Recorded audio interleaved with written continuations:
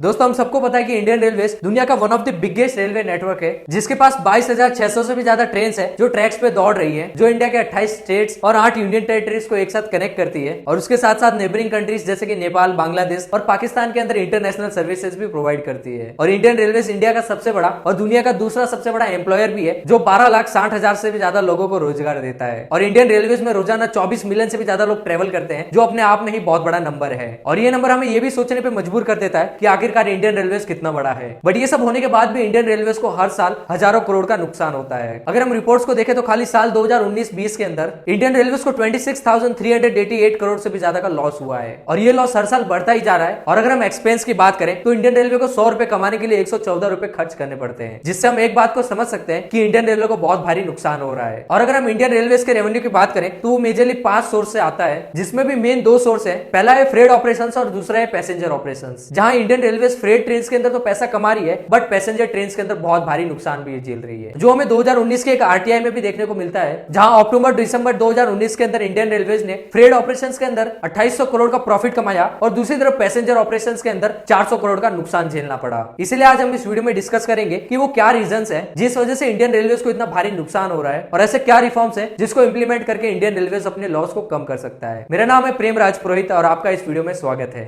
हम सबको भी पता है कि आजादी के बाद Indian railway one of the main pillar था इंडियन इकोनॉमी का, और उसके साथ साथ जो कॉमन पब्लिक थी उसके वेलफेयर के लिए भी इंडियन रेलवे बहुत बड़ा सोर्स था। इसलिए इंडियन गवर्नमेंट ने आजादी के बाद ही ये डिसाइड कर लिया था कि इसको हम इंडियन गवर्नमेंट के पास ही रखेंगे और इसकी जो टोटल ओनरशिप थी वो इंडियन गवर्नमेंट के पास ही रही। और इंडियन रेलवे का स्टार्टिंग से ये एम था कि जो कॉमन पब्लिक है उसको कैसे भी करके अफोर्डेबल ट्रेवल प्रोवाइड करना है और इंडिया के जितने भी सोशल और इकोनॉमिक ग्रुप थे उनको कैसे भी करके अफोर्डेबल ट्रेवल प्रोवाइड करना। और इसके साथ ही इंडियन रेलवे गवर्नमेंट का एक बहुत बड़ा रेवेन्यू सोर्स भी था, जहां से इंडियन गवर्नमेंट बहुत ज्यादा रेवेन्यू भी जनरेट करती है। बट अगर हम लेटेस्ट डेटा की बात करें तो इंडियन रेलवे सिर्फ हाफ फेयर चार्ज करता है उनकी ऑपरेटिंग कॉस्ट से। फॉर एग्जांपल इंडियन रेलवे को 10 किलोमीटर ट्रेवल करने के लिए पर पैसेंजर 93 पैसा की कॉस्ट आती है, बट इंडियन रेलवे ओनली 36 पैसा चार्ज करती है, जो एक बहुत बड़ा रीजन है इंडियन रेलवे के लॉस के पीछे। और यही एक कारण है जिससे जितने भी पैसेंजर ट्रेन है वो हमेशा लॉस के अंदर चलती है। बट अगर हम पास्ट में जाएं तो इंडियन रेलवे इंडिया के लिए बहुत बड़ी अचीवमेंट थी और वो आज भी इंडियन इकोनॉमी में बहुत ज्यादा योगदान देती है और इंडिया की ग्रोथ के अंदर आज भी इंडियन इकोनॉमी का बहुत बड़ा हाथ है। अगर हम इंडियन रेलवे की हिस्ट्री की बात करें तो 170 साल से भी पुरानी है, जिसको ब्रिटिश गवर्नमेंट ने 16 अप्रैल 1853 को स्टार्ट किया था, जिसके पीछे सबसे बड़ा रीजन था कि ब्रिटिश गवर्नमेंट को कैसे भी करके जो अपने गुड्स थे फास्टली ट्रांसपोर्ट करना था, जिससे वो ट्रेड कर पाए और ज्यादा से ज्यादा प्रॉफिट कमा पाए। और यही सबसे बड़ा रीजन था कि ब्रिटिश गवर्नमेंट ने रेलवे को इंट्रोड्यूस किया इंडिया के अंदर, जिससे ब्रिटिश गवर्नमेंट को ट्रेड के अंदर तो बहुत ज्यादा फायदा हुआ, बट इंडियन रेलवे उनके लिए बिल्कुल भी फायदे का सौदा नहीं था, क्योंकि इंडियन रेलवे अपने पहले के 50 साल तक बिल्कुल भी प्रॉफिट नहीं कमा पाई और अपने स्टार्टिंग के 50 साल तक लॉस में चली। और फाइनली 1929 के अंदर ब्रिटिश गवर्नमेंट ने अपने रूल्स के अंदर कुछ चेंज किया, जिससे वो रेलवे को प्रॉफिट में ला पाए और जो लॉसेज हो रहे हैं उनको कैसे भी करके कम कर पाए। और इस डिसीजन के कुछ सालों बाद ही इंडियन रेलवे प्रॉफिट में आ गया, बट कुछ समय बाद ही इंडियन रेलवे को बहुत बड़ा झटका लगा और वो था इंडिया पाकिस्तान का पार्टीशन। साल 1947 के अंदर इंडियन रेलवे फिर से लॉस के अंदर चली गई और इंडियन रेलवे को कई सारे भारी नुकसान झेलने पड़े। पार्टीशन के बाद इंडिया को बहुत सारे नुकसान भी हुए थे, उसमें था एक इंडियन रेलवे, क्योंकि जो इंडियन रेलवे के ट्रैक थे वो 60% तो इंडिया के अंदर रह गए, बट 40% पाकिस्तान के अंदर, जिससे इंडियन रेलवे को ऑपरेट करने में बहुत ज्यादा प्रॉब्लम हो रही थी। और जितनी भी ट्रेन पाकिस्तान से वापस लौट रही थी उन सारे ट्रेन के अंदर आग लगा दी जा रही थी, जिससे इंडियन रेलवे को बहुत भारी नुकसान भी हुआ। और इंडिपेंडेंस के 4 साल बाद 1951 के अंदर इंडियन गवर्नमेंट ने इंडियन रेलवे को नेशनलाइज कर दिया और उसकी पूरी ओनरशिप इंडियन गवर्नमेंट ने रख ली। और उसके बाद इंडियन रेलवे फिर से अपने ट्रैक पे आ गया और धीरे धीरे ग्रो करने लगा। और उसके बाद इंडियन गवर्नमेंट ने एक गोल भी लिया कि हमें कैसे भी करके जो इंडियन रेलवे है उसको पूरी तरह से इलेक्ट्रीफाइड करनी है। और इस गोल के अंदर इंडियन गवर्नमेंट कहीं ना कहीं सक्सेसफुल हुई है, जहां हमें इंडिया के अंदर मोस्ट ऑफ ट्रेन इलेक्ट्रीफाइड देखने को मिलती है। अब ये तो थी इंडियन रेलवे के हिस्ट्री की बात। अब हम हमारे मेन टॉपिक पे आते हैं और ये जानते हैं कि इंडियन रेलवे वर्ल्ड का one of the biggest network है, उसके बाद भी लॉस में क्यों है। अब लॉस की बात करने से पहले हम ये जान लेते हैं कि इंडियन रेलवे रेवेन्यू कहां से जनरेट करता है। इंडियन रेलवे के 5 मेजर सोर्स हैं जहां से इंडियन रेलवे रेवेन्यू जनरेट करता है, जिसमें सबसे पहला है फ्रेट ऑपरेशंस। फ्रेट ट्रेन जिनको हम मालगाड़ी भी कहते हैं, उनके अंदर कई सारे टाइप्स के गुड ट्रांसफर होते हैं, जैसे कि सीमेंट, कोल या फिर ग्रेन्स, और कई सारे डेली नीड्स के गुड्स भी ट्रांसफर होते हैं, जिससे इंडियन रेलवे को बहुत अच्छा रेवेन्यू जनरेट होता है। और इंडियन रेलवे का 63% रेवेन्यू सिर्फ फ्रेट ऑपरेशन से जनरेट होता है, जो इंडियन रेलवे का मेजर सोर्स है रेवेन्यू का। और अगर हम दूसरे सोर्स की बात करें तो वो है पैसेंजर ऑपरेशंस। जितनी भी पैसेंजर ट्रेन है वो सारे इसके अंडर आती हैं, जिससे इंडियन रेलवे 23% रेवेन्यू जनरेट करता है। बट अगर हम स्पेंडिंग की बात करें तो पैसेंजर ट्रेन के ऊपर इंडियन रेलवे सबसे ज्यादा खर्च करता है, जैसे कि क्लीनिंग, सिक्योरिटी, एम्प्लॉय सैलरीज और जो टिकट कलेक्शन ऑपरेशंस है उसके अंदर बहुत ज्यादा स्पेंड होता है, जिससे इंडियन रेलवे को कमाई कम और नुकसान ज्यादा होता है। और यही इंडियन रेलवे के लॉस का सबसे बड़ा कारण भी है। और अगर हम तीसरे सोर्स की बात करें तो वो है केटरिंग सर्विसेज। ट्रेन के अंदर जितना भी खाना बेचा जाता है या फिर जितना भी पैकेज फूड या फिर वाटर क्वार्टर बेचा जाता है उससे इंडियन रेलवे को 5% रेवेन्यू होता है, जिससे इंडियन रेलवे को ज्यादा तो नहीं पर थोड़ा बहुत कलेक्शन जरूर हो जाता है। और अगर हम चौथे सोर्स की बात करें तो वो है railway parcels. Indian railway goods के साथ पार्सल भी ट्रांसपोर्ट करती है जो एक सिटी से दूसरी सिटी ट्रांसपोर्ट होते हैं, जिससे इंडियन रेलवे का 3% रेवेन्यू जनरेट होता है। और पांचवा और आखिरी सोर्स है एडवर्टाइजमेंट। आपने कई बार देखा होगा कि कई सारी ट्रेन की बोगी या फिर कोच के ऊपर आपको कई सारे पोस्टर और बैनर्स देखने को मिल जाते हैं जहाँ पे कई सारी कंपनीज के एडवर्टाइजमेंट होती है और उन एडवर्टाइजमेंट से इंडियन रेलवे रेवेन्यू जनरेट करता है जो इंडियन रेलवे के रेवेन्यू का 2% है। और ये पांचों सोर्स को देखने के बाद हमें क्लियरली ये पता लगता है कि जो फ्रेट ऑपरेशंस है या फिर जो फ्रेट ट्रेन है उससे इंडियन रेलवे को सबसे ज्यादा प्रॉफिट होता है, but Indian railway freight train के बारे में बिल्कुल भी नहीं सोचता। और कई बार हमें यह भी देखने को मिलता है कि पैसेंजर ट्रेन के चक्कर में मालगाड़ी को सिग्नल नहीं मिलता है और वो कई दिनों तक लेट हो जाती है, जिससे इंडियन रेलवे को बहुत भारी नुकसान भी होता है। और हम यहाँ पे क्लियरली देख सकते हैं कि अगर हम उन चारों सोर्स को भी एक साथ मिला दे उसके बाद भी वो फ्रेट ट्रेन को मैच नहीं कर सकता। अब तक इंफॉर्मेशन जो आपने वीडियो के अंदर देखी उससे आपको ये तो पता चल गया होगा कि इंडियन रेलवे को जो मेजर लॉस है वो पैसेंजर ट्रेन से हो रहा है, बट मैं आपको बता दूं कि पैसेंजर ट्रेन अकेला एक ऐसा रीजन नहीं है जिससे इंडियन गवर्नमेंट को बहुत भारी नुकसान हो रहे हैं। इंडियन रेलवे के लॉस के अंदर दूसरे कई सारे कारण भी है, जिसमें सबसे पहला है ओल्ड डेवलपमेंट सिस्टम। हम सबको पता है कि टाइम के साथ सब कुछ चेंज हो जाता है एक्सेप्ट इंडियन रेलवे, क्योंकि आज भी इंडियन रेलवे 50 साल से भी पुराने सिस्टम के ऊपर रन हो रही है, जहां पे आपको आज भी old change system, open Windows and door और लो स्पीड जैसी प्रॉब्लम्स देखने को मिलेगी। और इन सारे प्रॉब्लम्स की वजह से जो आज भी इंडियन रेलवे का मैक्सिमम स्पीड लिमिट है 100 से 110 किलोमीटर पर आवर है, जिसको अगर हम दूसरी कंट्रीज से कंपेयर करें जैसे कि चाइना या जापान, जहां पे आपको स्पीड 300 किलोमीटर पर आवर से भी ज्यादा की मिलेगी। और दूसरा कारण है एक्सीडेंट। आज भी इंडिया के अंदर जो इंडियन रेलवे है वो जितने भी ब्रिजेस यूज करती है वो बहुत ज्यादा पुराने हैं। इंडिया के अंदर जितने भी ब्रिज है वो मोस्ट ऑफ 20th सेंचुरी के हैं, जिसके ऊपर मेंटेनेंस की बहुत ज्यादा जरूरत है, जिससे छोटे मिस्टेक भी बहुत बड़ा एक्सीडेंट करवा सकती है, जो पैसेंजर के लिए रिस्क है ही, बट वो इंडियन रेलवे के लिए बहुत बड़ा लॉस भी है। और यही सबसे बड़ा कारण है कि इंडिया के अंदर जितने भी ट्रेन एक्सीडेंट्स होते हैं उसके अंदर 76% के अंदर ट्रेन अपने ट्रैक से उतर जाती है, 16% एक्सीडेंट ट्रेन क्रॉसिंग की वजह से, 7% एक्सीडेंट दो ट्रेन का कोलाइड होना और 1% ड्यू टू फायर। बट जब से इंडियन रेलवे ने स्मोकिंग को बैन किया है तब से फायर के केसेस बहुत ज्यादा कम हुए हैं। और लॉसेस का तीसरा सबसे बड़ा कारण है वीक इंफ्रास्ट्रक्चर। हम सबको पता है कि इंडियन रेलवे के पास बहुत ज्यादा ट्रेन है, बट उसके मुकाबले जो ट्रैक्स है उसकी संख्या बहुत ज्यादा कम है। अगर हम 2001 से 2016 की बात करें तो इंडियन रेलवे ने पैसेंजर ट्रेन के अंदर 56% का इंक्रीज लाया है और फ्रेट ट्रेन के अंदर 59% की ग्रोथ आई है, बट जो ट्रैक है वो सिर्फ 12% ही बढ़ा है, जहां हमें क्लियरली देखने को मिल रहा है कि जो ट्रेन के नंबर है वो 50 to 60% ग्रो किए हैं, बट जो ट्रैक है उसके अंदर सिर्फ 12% की ग्रोथ हुई है, जिससे जो ट्रेन है उनकी वेटिंग टाइम बहुत ज्यादा बढ़ चुकी है और जितनी भी ट्रेन है उनको क्रॉसिंग के लिए या फिर जो उनको ओवरटेक लेना उसके लिए बहुत ज्यादा टाइम लग जाता है। और कई बार कई सारी ट्रेन बहुत ज्यादा लेट हो जाती है, जिससे इंडियन रेलवे को बहुत ज्यादा नुकसान भी होता है। और यही सबसे बड़ा कारण है कि इंडिया के अंदर जो ट्रेन की एवरेज स्पीड है वो बहुत ज्यादा कम है। और चौथा लॉस का सबसे बड़ा कारण है वो है प्रोटेस्ट। इंडिया के अंदर जब भी प्रोटेस्ट होते हैं तो पब्लिक हमेशा गवर्नमेंट प्रॉपर्टीज को हार्म करती है, जिससे इंडियन रेलवे को भी बहुत ज्यादा नुकसान होता है। और कई बार लोग ट्रेन को जला देते हैं या फिर ट्रैक के ऊपर बैठ जाते हैं, जिससे ट्रेन बहुत ज्यादा लेट भी हो जाती है, जिससे इंडियन रेलवे को तो नुकसान होता ही है, उसके साथ साथ पैसेंजर्स को भी बहुत ज्यादा नुकसान होता है। और अगर हम एक छोटा सा एग्जांपल भी लें तो जो अग्निपथ स्कीम के लिए प्रोटेस्ट हुआ था उससे इंडियन रेलवे को 1000 करोड़ से भी ज्यादा का नुकसान हुआ था। और सिर्फ साल 2020 और 21 के बीच में इंडियन रेलवे को प्रोटेस्ट की वजह से 400 करोड़ से भी ज्यादा का नुकसान हुआ है। और ये सब तो था ही, उसके साथ साथ कोविड भी आ गया, जिस वजह से 2020 के अंदर कई सारी ट्रेन को कैंसिल करना पड़ा। इवन जो फ्रेट ट्रेन थी वो भी सिर्फ नेसेसरी नीड्स को प्रोवाइड कर रही थी और जो इमरजेंसी गुड्स थे उसको ट्रांसफर कर रही थी। और सिर्फ कोविड की वजह से इंडियन रेलवे को 36,000 करोड़ से भी ज्यादा का नुकसान हुआ था। अब ये तो थे कारण जिससे इंडियन रेलवे को लॉस हो रहा है, बट वो ऐसे क्या रिफॉर्म्स है जिसको इंप्लीमेंट करके इंडियन रेलवे अपने लॉस को कम कर सकती है और ज्यादा से ज्यादा प्रॉफिट कमा सकती है। जिसमें सबसे पहला है कि अपने पेंडिंग प्रोजेक्ट्स को कंप्लीट करे। इंडियन रेलवे के पास 100 से भी ज्यादा ऐसे पेंडिंग प्रोजेक्ट्स हैं जिसके ऊपर इंडियन रेलवे काम कर रही है, जिसके ऊपर इंडियन रेलवे पैसा तो लगा रही है बट उससे कोई रेवेन्यू जनरेट नहीं हो रहा, क्योंकि वो सारे प्रोजेक्ट्स पेंडिंग के अंदर है। इसलिए इंडियन रेलवे को ज्यादा से ज्यादा उनके ऊपर फोकस करना चाहिए और जल्दी से जल्दी उन पेंडिंग प्रोजेक्ट्स को कंप्लीट करके उनसे रेवेन्यू जनरेट करने की कोशिश करनी चाहिए, जिससे इंडियन रेलवे का जो पैसा इन्वेस्ट हुआ है वो फिर से एज ए रेवेन्यू जनरेट हो पाए। और दूसरा तरीका है कि अपने ट्रैक्स के नंबर्स को बढ़ाएं और अपनी जो नेटवर्क है उसको ज्यादा से ज्यादा करें, जिससे इंडियन रेलवे का जो एवरेज स्पीड है वो बढ़ेगा और ज्यादा से ज्यादा जो ट्रेन वेटिंग के अंदर खड़ी रहती है उनको अच्छे से सर्विस मिल पाएगी और जो पैसेंजर ट्रेन को नुकसान हो रहा है उससे भी वो थोड़ा बहुत रेवेन्यू जनरेट कर पाए। और तीसरा है कि ज्यादा से ज्यादा फ्रेट ट्रेन के ऊपर फोकस करें, क्योंकि इंडियन रेलवे का सबसे ज्यादा रेवेन्यू वहीं से जनरेट हो रहा है, इसलिए इंडियन रेलवे को सबसे ज्यादा फोकस भी वहीं पे करना चाहिए, जिससे इंडियन रेलवे ज्यादा से ज्यादा गुड ट्रांसपोर्ट कर पाए और अच्छा रेवेन्यू जनरेट कर पाए। और चौथा ये कि अपने एम्प्लॉइज को एक्शन बोर्ड के अंदर लाए। हम सबको पता है कि इंडियन रेलवे एक गवर्नमेंट इंस्टीट्यूट है जहां पे आपको ऐसे कई सारे एम्प्लॉइज मिल जाएंगे जो ईमानदारी से काम नहीं कर रहे होंगे, इसलिए इंडियन गवर्नमेंट को यह ध्यान देना चाहिए कि वो ऐसे एम्प्लॉइज जो काम नहीं कर रहे उन सबको निकाले और ऐसे एम्प्लॉइज को रखे जो अच्छे से काम कर पाए, जिससे इंडियन रेलवे को ज्यादा से ज्यादा प्रॉफिट हो। अब मुझे और आपको भी पता है कि इन सारे रिफॉर्म की वजह से इंडियन रेलवे रातों रात तो प्रॉफिटेबल नहीं बनेगी, बट कहीं ना कहीं इन सारे रिफॉर्म की वजह से इंडियन रेलवे अपने लॉसेस को कम कर कर पाएगी और फ्यूचर के अंदर प्रॉफिट में आ पाएगी। आई होप आपको ये वीडियो जरूर पसंद आया होगा।